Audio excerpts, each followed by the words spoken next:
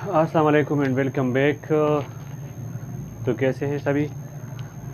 Hopefully कि सभी अच्छे होंगे। Ninth class chapter number first से हमारे पास आज का जो लेक्चर है वो है सेलुलर ऑर्गेनाइजेशन। इससे पहले हमने बात की लेवल ऑफ ऑर्गेनाइजेशन, यानी फॉर एग्जांपल कि हमारे पास कौन कौन से लेवल्स होते हैं जिसके बाद हमारे पास एक लिविंग ऑर्गेनिज्म बनता है, एक सेल बनता है, एक टिश्यू बनता है, एक ऑर्गन बनता है। लेकिन आज का जो हमारा टॉपिक है वो है सेलुलर ऑर्गेनाइजेशन, यानी कि फॉर एग्जांपल हमारे पास सेल्स आपस में किस तरह मिलते हैं और फिर जितनी भी सेल्स हैं हमारे पास, या फॉर एग्जांपल ये एक बॉडी किस तरह बनाते हैं, या इनमें से जितनी भी सेल्स हैं हमारे पास किसी बॉडी के अंदर, वो सेल्स हमारे पास किस तरह के फंक्शन परफॉर्म करते हैं और किस तरह एक बॉडी बनाते हैं। तो चूँकि सेल के बारे में हमने डिफाइन भी कुछ इस तरह किया था कि cell is the basic structural and functional unit of life, कि सेल हमारे पास किसी भी लिविंग ऑर्गेनिज्म का, किसी भी जिंदा जानदार का क्या होता है, स्ट्रक्चरल एंड फंक्शनल यूनिट होता है। स्ट्रक्चरल का मतलब ये होता है कि हमने कहा था कि हमारे पास जितनी भी लिविंग ऑर्गेनिजम्स है उसकी जो बॉडी आपको, या जो उसकी जो अपीयरेंस आपको नज़र आ रही है with the help of cells है। ये सब कुछ हम मतलब कि हमारे पास सेल्स आपस में अरेंज होते हैं, फिर हमारे पास क्या बनाते हैं, एक बॉडी बनाते हैं। फिर हमने उसी डिफिनीशन का जो दूसरा पॉइंट है कि फंक्शनल यूनिट भी है। फंक्शनल यूनिट का मतलब ये है कि फॉर एग्जांपल अब उसी ही ऑर्गेनिज्म के बॉडी के अंदर डिफरेंट टाइप्स के फंक्शंस परफॉर्म होते हैं। अब वो फंक्शन कौन परफॉर्म करता है, वो हमारे पास सेल्स परफॉर्म करते हैं। किस तरह परफॉर्म करते हैं? फॉर एग्जांपल हमारे पास क्या हो गया, ह्यूमन बींग की क्या होती है, डाइजेस्टिव सिस्टम हो गया। तो अब इसी डाइजेस्टिव सिस्टम में आपको डिफरेंट टाइप्स के ऑर्गन्स नज़र आएंगे। अब ऑर्गन्स के बारे में हमने कहा था कि डिफरेंट टाइप्स ऑफ टिश्यूज़ आपस में मिलते हैं और क्या कर एक मेजर फंक्शन परफॉर्म करते हैं। तो इसमें हमारे पास क्या होता है, अगर डाइजेस्टिव सिस्टम को देखें तो इसमें हमारे पास डिफरेंट टाइप्स ऑफ टिश्यूज़ होंगे। अब जाहिर सी बात है कि वो टिश्यूज़ कौन बनाता है, उस टिश्यूज़ में हमारे पास डिफरेंट टाइप्स ऑफ सेल्स होंगे, सेम टाइप ऑफ सेल्स होंगे। यानी कि हमारे बॉडी में वो सेल्स जिसको क्या होते हैं, जिसका सिमिलर फंक्शन होता है, वो हमारे पास टिश्यू बनाता है। अब वो tissues, different types of tissues आपस में मिलकर एक ऑर्गन बनाते हैं। अब उसी ऑर्गन का एक स्पेसिफिक फंक्शन होता है। अब वो ऑर्गन्स आपस में मिलकर एक ऑर्गन सिस्टम बनाते हैं। अब वो ऑर्गन सिस्टम एक मेजर फंक्शन परफॉर्म करता है, जिस तरह की हमने बात की नर्वस सिस्टम की। नर्वस सिस्टम क्या है हमारे पास, जिसमें हमारा ब्रेन आता है, जिसमें हमारा स्पाइनल कार्ड आता है, और इसमें हमारे जो न्यूरॉन्स आते हैं या नर्वस सिस्टम के जो सेल्स होते हैं वो आते हैं। अब जाहिर सी बात है इस सभी का जो है ना, और इसकी जो टिश्यूज़ होंगे, उसकी जो सेल्स की कंपोजिशन होगी वो डिफरेंट होगा, लेकिन और ऑल उसने एक सिस्टम बनाया है। ठीक है, अब वो सिस्टम क्या होता है, सिस्टम क्या होता है, combination of different organs which perform a particular function. ये भी एक ज़बरदस्त सा क्वेश्चन है कि सिस्टम, व्हाट इज सिस्टम, जिस तरह हम कहते हैं सर्कुलेटरी सिस्टम, यूरिनरी सिस्टम, ये वगैरह। तो सिस्टम क्या होता है, combination of organs which perform a particular function in a living organism body. तो ये हमारे पास इसका डिफिनीशन हो गया। तो आज का लेक्चर भी कुछ इस तरह है कि हमारे पास सेलुलर ऑर्गेनाइजेशन, किस तरह सेल अपने आप को ऑर्गेनाइज करते हैं और एक स्पेसिफिक फंक्शन क्या करते हैं, परफॉर्म करते हैं। तो इसमें हमने लिखा है कि सेल्स ऑर्गेनाइज इन 3 वेज। अब ये सेल्स जो होते हैं ये 3 तरह के ऑर्गेनाइजेशन क्या करते हैं, 3 तरीक़ों से ये ऑर्गेनाइज होते हैं और एक बॉडी बनाते हैं। अब उसी हर एक बॉडी का जो है ना अपना फंक्शन होता है। तो आज जो है ना हमारे पास क्या है, आज जो है हमारे पास सबसे पहला है यूनिसेलुलर ऑर्गेनाइजेशन।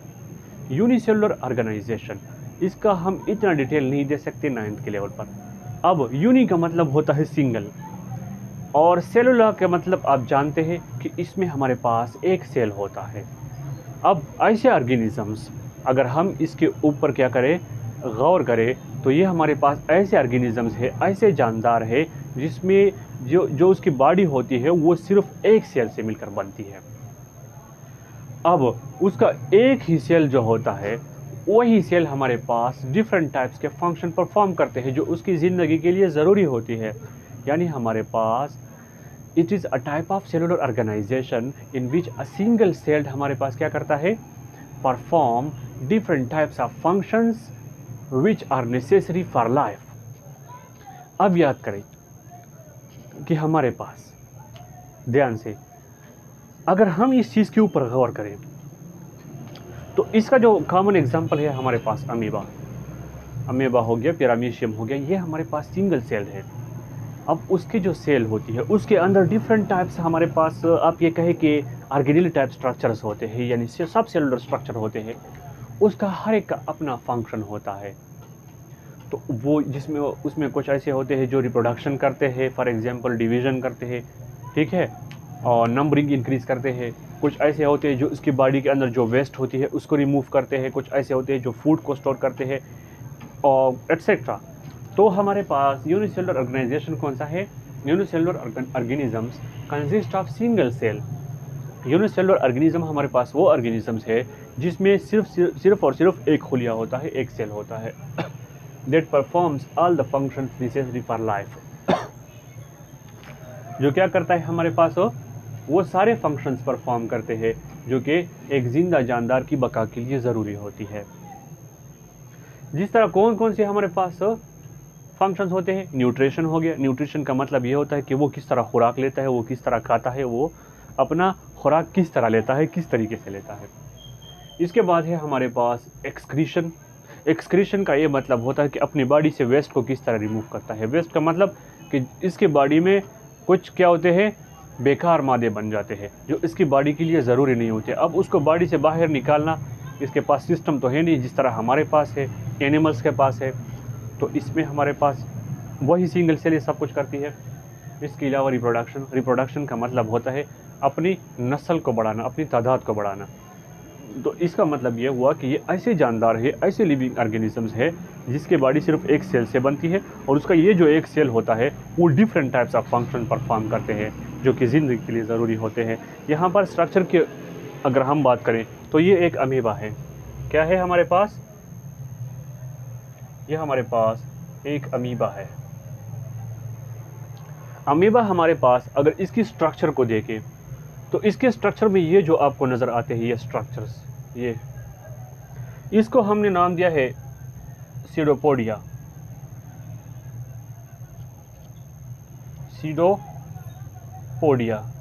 सीडोपोडिया का मतलब होता है, सीडो का मतलब होता है फॉल्स यानी आर्जी, ठीक है, और पोडिया का मतलब होता है लेग्स या पैर, ठीक है।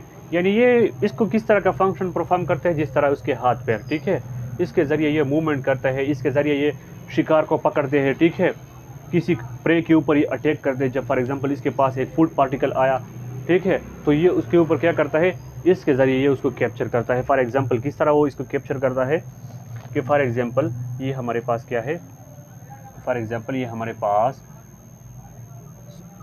लेट्स से कि ये हमारे पास एक अमीबा है। अब इसके ऊपर ही हमारे पास कोई फूड पार्टिकल आ गया।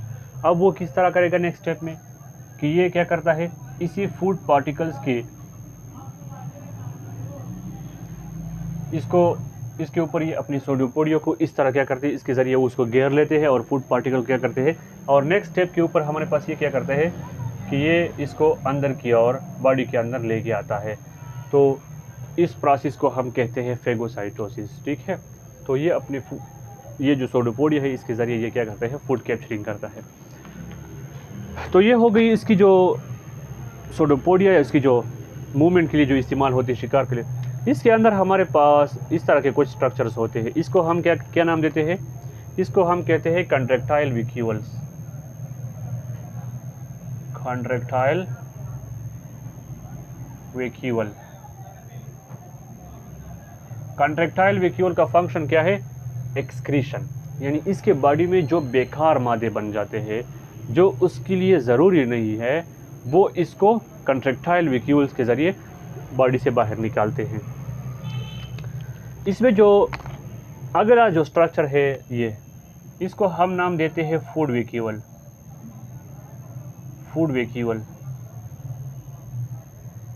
फूड वैक्यूल का काम क्या है, ये खुराक को बॉडी के अंदर स्टोर करता है, यानी बॉडी के अंदर जो खुराक आता है वो इसी फूड वैक्यूल में पड़ा रहता है। इसके अलावा इसमें एक न्यूक्लियस होता है और ये जो छोटे छोटे स्ट्रक्चर आपको नज़र आते हैं इसको हमने नाम दिया है वाटर ग्लोब्यूल्स या हमारे पास वाटर वैक्यूल्स, ठीक है। तो H2O लिखते हैं, इसका मतलब होता है वाटर, या इसको हम वैक्यूल कहते हैं या ग्लोब्यूल कहते हैं। और इसका फंक्शन ये होता है कि ये हमारे पास इसके अंदर पानी रहता है। तो ये है हो गया और ऑल यूनिसेलुलर ऑर्गेनिज्म का एक क्या हो गया, एग्जाम्पल भी हो गया। और इसका फंक्शन भी आपने देख लिया कि किस तरह हमारे पास ये एक सिंगल सेल है, इसमें न्यूक्लियस होता है। न्यूक्लियस होता है इसका मतलब ये कि डिवीजन करेगा, अपने नंबरिंग को बढ़ाएगा। इसमें हमारे पास कंट्रेक्टाइल वैक्यूल है, ये क्या करता है, बॉडी से वेस्ट को रिमूव करेगा। इसके अलावा इसमें हमारे पास क्या है, फूड वैक्यूल है, ये फूड को स्टोर करता है, ये इसका फंक्शन हो गया, न्यूट्रिशन का काम हो गया। इसके अलावा ये वाटर ग्लोब्यूल्स है, इसका भी ये फंक्शन है कि ये वाटर को स्टोर करता है। दूसरा जो ऑर्गेनाइजेशन, इसको हम कहते हैं कॉलोनियल ऑर्गेनाइजेशन। कॉलोनी का नाम आपने सुना होगा, एक ख़ास पर्टिकुलर जगह होती है और इसमें हमारे पास 15-20 घर होते हैं, इसको हम कॉलोनी का नाम देते हैं। इसी तरह जब ये हमारे पास यूनिसेलुलर ऑर्गेनिजम्स हमारे पास क्या करते हैं, ये जब आपस में एक ग्रुप बना लेता है, अब वो ग्रुप को जो होता है, इस ग्रुप को हम कॉलोनी का नाम देते हैं। उसी कॉलोनी में ये क्या करते हैं, ये सारे सेल अपने अपने फंक्शन परफॉर्म करते हैं। फॉर एग्जांपल इसमें 2 तरह की सेल्स होते हैं, एक को हम कहते हैं सोमेटिक सेल्स और एक को हम कहते हैं जर्म सेल्स। ठीक है, सोमेटिक सेल्स का फंक्शन ये होता है कि ज़्यादातर आउटर मोस्ट ये बाउंड्री के ऊपर जो प्रेजेंट होता है, इसको हम सोमेटिक सेल्स का नाम दे देते हैं। अब उसका फंक्शन ये होता है कि जो सोमेटिक सेल होते हैं, ख़ासकर जो बाउंड्री के ऊपर प्रेजेंट होते हैं, उसके पास फ्लैजेला होते हैं। फ्लैजेला हमारे पास होते हैं, इस तरह का स्ट्रक्चर होता है। इसका फंक्शन ये है कि इसके ज़रिए ये मूवमेंट करते हैं, एक जगह से दूसरी जगह हरकत करते हैं। इसके अलावा इसमें हमारे पास कुछ सेल्स ऐसे होते हैं जो रिप्रोडक्शन करते हैं, कुछ सेल्स ऐसे होते हैं जो हमारे पास क्या करते हैं, एक्सक्रीशन करते हैं, एटसेट्रा। यानी इस कॉलोनी में सारे मिलकर आपस में क्या करते हैं, काम करते हैं और इसको जो है ना आसानी भी होती है और इसको ख़तरा भी नहीं होता। तो ये हमारे पास क्या है, कॉलोनियल ऑर्गेनाइजेशन, यानी group of similar sales live together in a colony. इसमें हमारे पास एक ग्रुप होता है सिमिलर सेल्स का, सारे सेल एक जैसे होते हैं, वो आपस में एक ग्रुप बना लेते हैं। ठीक है, ऐसा नहीं होता कि ये हमारे पास क्या है, ये ग्रीन एल्गी आपस में एक कॉलोनी बनाते हैं, फॉर एग्जांपल ग्रीन एल्गा और पैरामीशियम। ना ये इसमें सारे जो है ना ये आपको नज़र आएंगे छोटे छोटे। इसको हमने एक को इनलार्ज किया है, इसका स्ट्रक्चर इस तरह होते हैं, तो इसको हम ग्रीन एल्गा कहते हैं और ये क्या करते हैं, कॉलोनियल सिस्टम बनाता है। तो ये आपस में मिलकर एक कॉलोनी बनाते हैं, बट डो नॉट फॉर्म, क्या करते हैं, बनाते नहीं है। किस चीज़ को नहीं बनाते, कम्प्लेक्स टिश्यूज़ और आर्गन्स। बिल्कुल कॉलोनी बनाते हैं, लेकिन इसका ये मतलब नहीं हो कि ये अब टिश्यू बनाएगा या आर्गन बनाएगा, नहीं। ये सारे क्या होते हैं, आपस में रह तो रहे हैं लेकिन कोई टिश्यू या आर्गन ये नहीं बनाते। ठीक है, ईच सेल इन कॉलोनी, अब क्लियर हो जाएगा कि इस कॉलोनी में जो हर सेल होता है लिव इंडिपेंडेंटली, ये अपने आप में क्या होता है, खुद मुख्तार होता है। ये अपने आप में इसकी क्या होती है, आज़ादी होती है कि वो कॉलोनी छोड़ भी सकता है। इवन दो दे में परफॉर्म सिमिलर फंक्शन टुगेदर, यहाँ तक कि ये सारे क्या करते हैं, आपस में एक सिमिलर फंक्शन परफॉर्म करते हैं। तो इसमें आप स्ट्रक्चर को देख सकते हैं, बाउंड्री की जो वॉल है इस पे आपको नज़र आएगा। तो ये हमारे पास क्या है, इसको हम नाम देते हैं वोल्वाक्स कॉलोनी।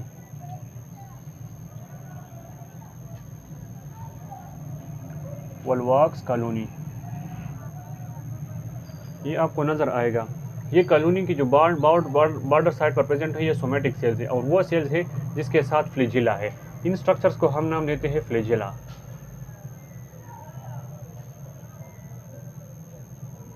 फ्लैजेला का फंक्शन ये होता है कि इसके ज़रिए ये मूवमेंट करते हैं। इसके अलावा यहाँ पर आपको एक स्ट्रक्चर नज़र आएगा जिसको हम कहते हैं आई स्पॉट।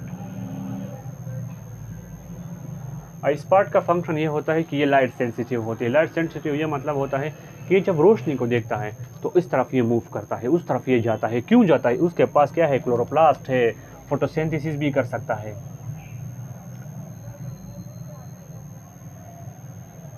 इसके पास न्यूक्लियस भी होता है, यानी डिवीजन की एबिलिटी भी है। इसके अंदर आप देखें, इसको हमने नाम दिया है डॉटर कॉलोनी। ये मैं बताता हूँ कि डॉटर कॉलोनी क्यों कहते हैं। डॉटर कॉलोनी हम इसको इसलिए कहते हैं कि ये वो कॉलोनीज होती हैं जो ये प्रोडक्शन करके बना लेते हैं और ये अंदर के करीब रहते हैं ताकि इसको ख़तरा ना हो। ये डॉटर कॉलोनी है। ये जो आपको नज़र आएंगे इसके ऊपर, इसके साथ फ्लैजेला नहीं है क्योंकि इसका फंक्शन ही ऐसा है कि इसको ज़रूरत ही नहीं है फ्लैजेला की। इसको हम कहते हैं रिप्रोडक्टिव सेल्स। ठीक है, तो ये रिप्रोडक्टिव सेल है। तो ये था हमारे पास सेलुलर ऑर्गेनाइजेशन। इसके बाद हमारे पास अगला है, इसके ऊपर हम फिर बात करेंगे। अब तक इतना ही है। लेक्चर आपको पसंद आया हो तो सब्सक्राइब कीजिए, शेयर कीजिए और वीडियो लाजमन देखिए। सब तक के लिए हमें इजाज़त दीजिए। खुदा हाफिज़।